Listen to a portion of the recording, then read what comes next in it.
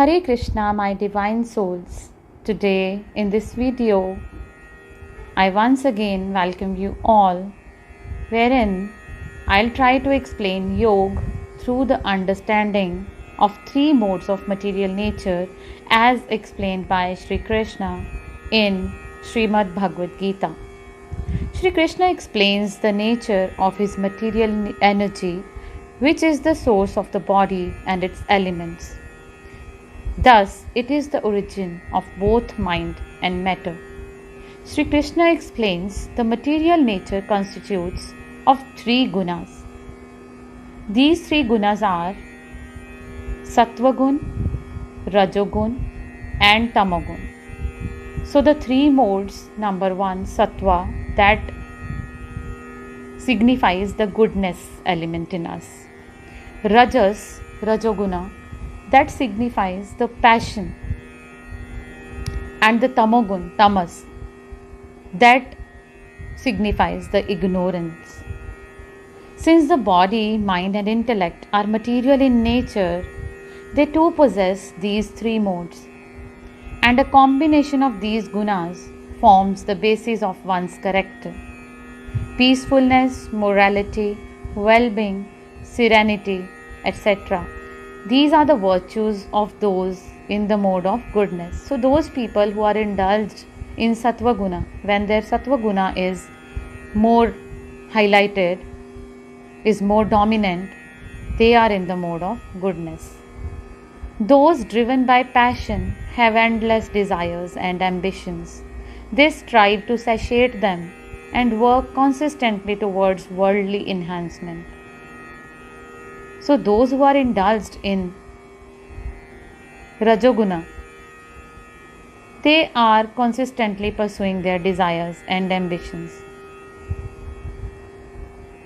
However, those in the mode of ignorance, they are gripped by laziness, excessive sleep, delusion, intoxication and other vices. So at a certain point of time, we can be in one of these modes. It's not that one person is always indulged in one guna and he embodies only that. As a human being, we embody all these three gunas. And our behavior at one point of time reflects one of these. And we act according to that guna which is dominant at that certain point of time. A spiritual seeker needs to deal with all these three immensely powerful forces of material nature in a very fine way. And once the soul is able to transcend above these three modes, it attains illumination. So my point is that it's not that a human being is always able to sustain a certain attribute. One is always in Rajoguna, or one is always in Tamoguna. So it is that how we balance these three gunas in the context of time and situation. That is what makes us enlightened and illuminated. So Sri Krishna explains this supreme wisdom to Arjuna, the best of all knowledge, by knowing which all the great saints attained the highest perfection. Sri Krishna says, those who take refuge in this wisdom will be united with me. They will not be reborn at the certain time of creation, not destroyed at the time of dissolution. They transcend all that. The total material substance, Prakriti, is the womb, and God impregnated with the individual souls, and that's how the living beings are born. The material energy consists of these three gunas in every being, Sattva, Rajas and Tamas, and these modes bind the eternal soul to the perishable body. Among these three gunas, Sattva Gun, the mode of goodness, being purer than the others, is illuminating and full of well-being. It binds the soul by creating attachment for a sense of happiness and knowledge. And we must aim to develop Sattva Guna before performing any action. This should be our goal. And Rajoguna is the nature of passion. It arises from worldly desires and affections and binds the soul through attachment to fruitive actions. It is required when one is aiming for a higher goal in life, for achieving a certain material goal. This passion, this guna should be dominating at that certain point of time. Third comes the tamoguna, which is born of ignorance. This is the cause of illusion of the embodied souls. It deludes all living beings through negligence, laziness, and sleep. So one must develop the art to stay away from tamoguna through the art of meditation, through the company of enlightened beings. One gradually develops that art. So Satva binds one to material happiness, Rajas conditions the soul towards actions. These both are required to attain a purposeful life. And Tamas clouds wisdom and binds one to delusion. So one must work to stay away from this as much as possible. Sometimes goodness prevails over passion and ignorance. Sometimes passion dominates goodness and ignorance. And at other times, ignorance overcomes goodness and passion. When all the gates of the body are illuminated by knowledge, know it to be a manifestation of the mode of goodness. When the mode of passion predominates, the symptoms of greed, exertion of worldly gain, restlessness, and craving develop. So Sri Krishna tells Arjuna that inertia, negligence, and delusion, these are the dominant signs of the mode of ignorance. Those who die with predominance of Sattva reach the pure abodes of the learned. So the more we practice to be in Sattva Guna, the more is our tendency that when we die, we will die with the predominance of Sattva Guna. Those who die with prevalence of the mode of passion are born among people driven by work, while those dying in the mode of ignorance take birth in the animal kingdom. It is said that the fruit of actions performed in the mode of goodness bestow pure results. Actions done in the mode of passion result in pain, while those performed in the mode of ignorance result in darkness. From the mode of goodness arises knowledge. From the mode of passion arises greed, but from the mode of ignorance arises negligence. So those situated in the mode of goodness rise upward.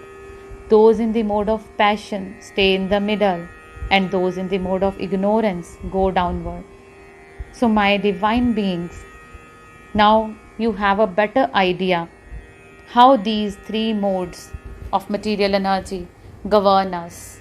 When wise persons see that in all work there is no agent of action other than three gunas, and they know God to be transcendental to these gunas, they attain the God's nature, the godly powers.